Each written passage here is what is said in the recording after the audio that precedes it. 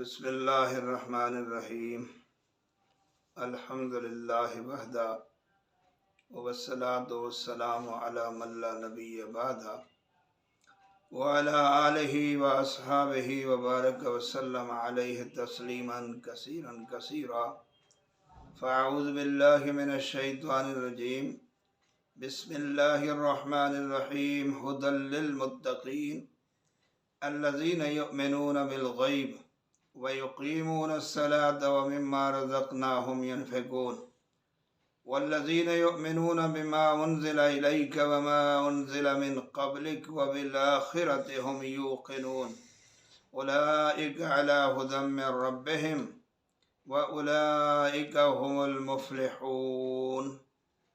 الحمدللہ، اللہ رب العزت نے اپنا کلام پاک اس لیے نازل فرمایا ہے تاکہ میرے بندے میرے احکام پر چل کر کامیابی سے ہمکنار ہو جائیں۔ تو اللہ رب العزت نے پہلے ہی ان اپنے نیک بندوں کی اوصاف بتا دیں کہ یہ اوصاف اپنے اندر پیدا کرنے والے اور یہ اعمال صالح کرنے والے لوگ جن کا تعلق اللہ سے ہوگا، رسول اللہ سے ہوگا، اور اپنی زندگی کو دنیا کے اندر نیک اعمال سے جوڑ کر گزاریں گے تو وہ کامیابی سے ہمکنار ہو جائیں گے۔ تو اللہ رب العزت نے ابتدائے قرآن مجید کے اندر یہ فرما دیا کہ میرا کلام ہے لیکن ھدی للمتقین، یہ ہدایت ہے متقین کے لیے۔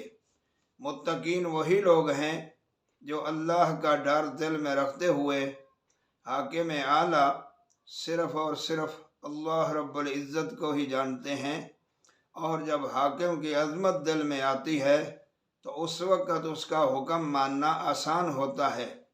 تو اللہ رب العزت نے فرمایا ھدی للمتقین، یہ میرا قرآن جو ہے کلام ہے ربی، یہ ہدایت ہے متقین کے لیے۔ متقین بچنے والے، لفظی معنی اس کا ہے کہ ہر گناہ سے، ہر برائی سے، ہر بری چیز سے، ہر اس چیز سے جس سے مخلوق خدا کو نقصان ہو، اس سے بچنے والے ہیں، اور اللہ کا تعلق، اللہ کا ڈر دل میں رکھنے والے ہیں۔ تو اللہ پاک نے فرمایا اس قرآن سے ہدایت نصیب ہوگی متقین کو۔ اب متقین کون ہیں؟ ان کی اوصاف اللہ رب العزت نے آگے قرآن مجید میں ارشاد فرمائی۔ پہلی صفت ان کی یہ ہے کہ یؤمنون بالغیب، وہ ایمان لاتے ہیں غیب پر، بن دیکھے ایمان لاتے ہیں، یعنی اللہ تعالیٰ کو دیکھا نہیں ہے، ان کا ایمان ہے کہ اللہ تعالیٰ واجب الوجود ہے، اللہ رب العزت کی ذات بابرکات ہر چیز پر حاکم ہے، وہ ساری مخلوق کا خالق، مالک، رازق ہے، وہی سب کو سنبھال رہا ہے۔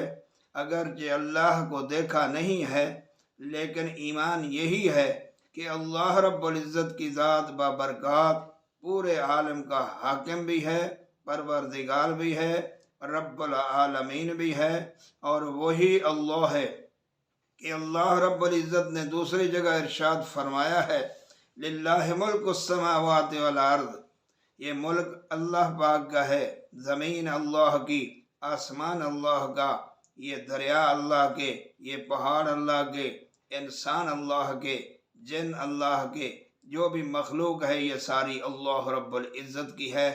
چونکہ اللہ رب العزت کی شان بابرکات اتنی ہے کہ اللہ تعالیٰ کو کوئی اسے دیکھ نہیں سکتا۔ اللہ پاک نے فرمایا لا تدرکہ الابصار وہو یدرک الابصار، اس کو کوئی آنکھ نہیں دیکھ سکتی، وہ ساروں کو دیکھ رہا ہے۔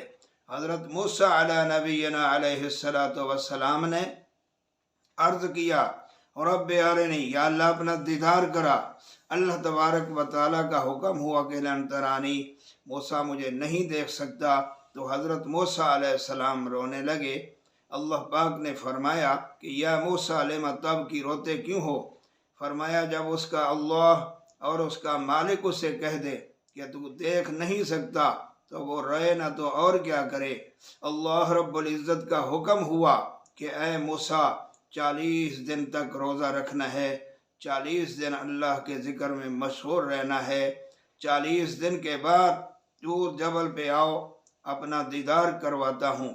हज़रत मूसा अला नबीना अलैहिस्सलातु वस्सलाम ने 40 दिन तक रोज़े रखे। उसके बाद जब तूर जबल पे आए, अल्लाह रब्बुल इज़्ज़त ने फरमाया फलम्मा तजल्ला रब्बह, जब उसके रब ने तजल्ली फरमाई तो हज़रत मूसा अलैहिस्सलाम बेहोश हो गए और जो उनके साथ आदमी आए थे वो सारे मर गए। हज़रत मूसा अला नबीना अलैहिस्सलातु वस्सलाम को अल्लाह रब्बुल इज़्ज़त ने यह इरशाद फरमाया कि ये मेहनत करनी पड़ेगी, आमाल के अंदर अपनी ज़िंदगी को लगाना पड़ेगा, और उस वक़्त वो वक़्त करीब आ जाएगा कि जब अल्लाह तबारक व तआला अपने बंदों को फरमाएगा कि ऐ बंदो अभी आओ और मेरा आके दीदार करो।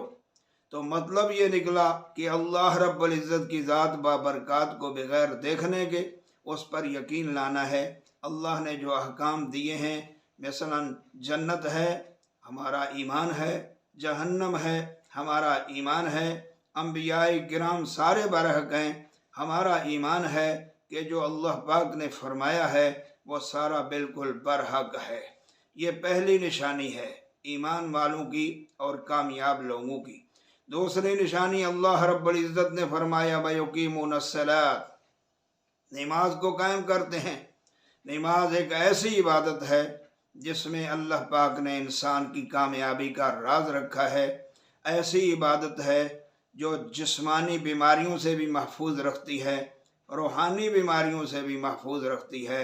इसलिए नमाज जो है उसके ऊपर कायम रहना ये ज़रूरी है।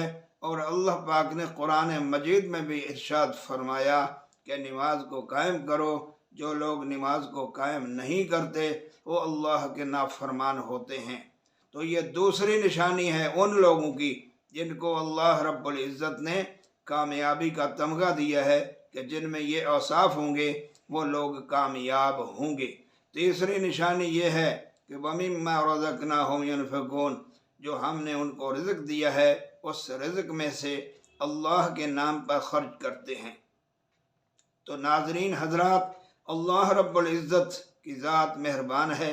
ये 3 औसाफ हैं। इंशाअल्लाहुल अज़ीज़ आगे जो औसाफ आ रही हैं उन कामयाब बंदों की जिनका ताल्लुक़ अल्लाह से और ताल्लुक़ रसूलुल्लाह से और ताल्लुक़ कलामुल्लाह से जुड़ जाता है, अल्लाह तबारक व तआला उनको कामयाबी से हमकिनार करता है। तो ये सूरत बकरा की इब्तिदाई आयात हैं और अल्लाह रब्बुल इज़्ज़त ने इतनी मेहरबानी फरमाई कि सूरत बकरा से पहले सूरत फातिहा और दरमियान के अंदर आगे चल के आयतुल कुर्सी आ रही है।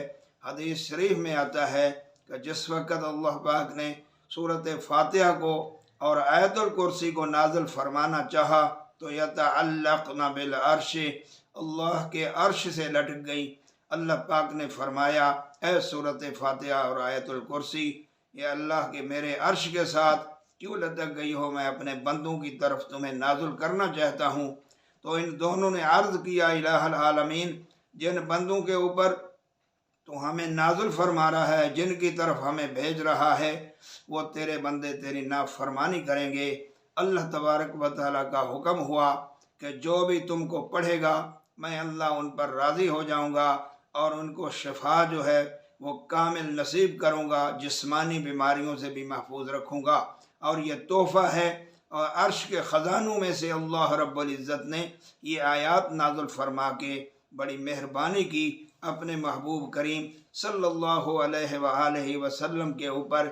ये आयात नाज़िल फरमा के हुज़ूर पाक सल्लल्लाहु अलैहि वसल्लम सरकार दो आलम ने ये दोनों आयात जो हैं हमें दी हैं और हम अगर इनको पढ़ते रहेंगे इंशाअल्लाहुल अज़ीज़ हर बीमारी का इलाज भी है। जैसे पहले भी मैंने अर्ज़ किया था, सूरत फातिहा जो है ये वैसे भी पढ़ने वाली है और आयतुल कुर्सी जो है ये आदमी की हिफाजत करती है। रात को सोने के वक़्त जब आदमी सो रहा है तो बिस्मिल्लाह करके आयतुल कुर्सी को 3 दफ़ा पढ़ के अपने घर के इर्दा गिर्द अपने ऊपर भी जो आदमी फूकेगा, अल्लाह ताला की मेहरबानी से ये आयत जो है इसकी वजह से अल्लाह के मलाइका की उसकी हिफाजत करेंगे। अल्लाह तबारक व तआला हम सब को اس پر عمل کرنے کی توفیق عطا فرمائے، آمین یا رب العالمین۔